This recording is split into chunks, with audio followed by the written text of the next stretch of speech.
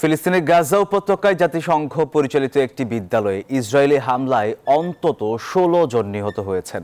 আহত হয়েছেন অন্তত ৭৫ জন। এক বিবৃতিতে এই তথ্য নিশ্চিত করেছে গাজার সরকারি তথ্য দপ্তর।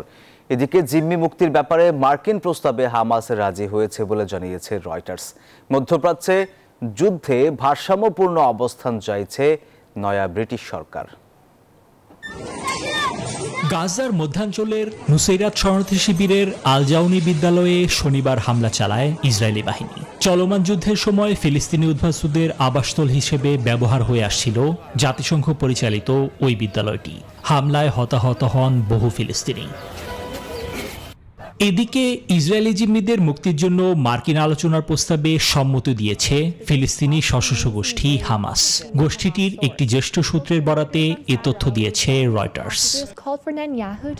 এরই মধ্যে ইসরায়েল ও গাজা নিয়ে যুক্তরাজ্য ভারসাম্যপূর্ণ অবস্থান চায় বলে শনিবার মন্তব্য করলেন নতুন ব্রিটিশ পররাষ্ট্রমন্ত্রী ডেভিড ল্যামি। বহির্বিশ্বের সাথে পুনরায় সংযোগ স্থাপনের সময় এসেছে যুক্তরাজ্যের। আমরা ব্রিটিশ লেবার পার্টিতে এ বিষয়ে খুবই স্পষ্টভাষী ছিলাম। ইসরায়েল গাজার বিষয়ে ভারসাম্যপূর্ণ অবস্থান দেখতে চাই।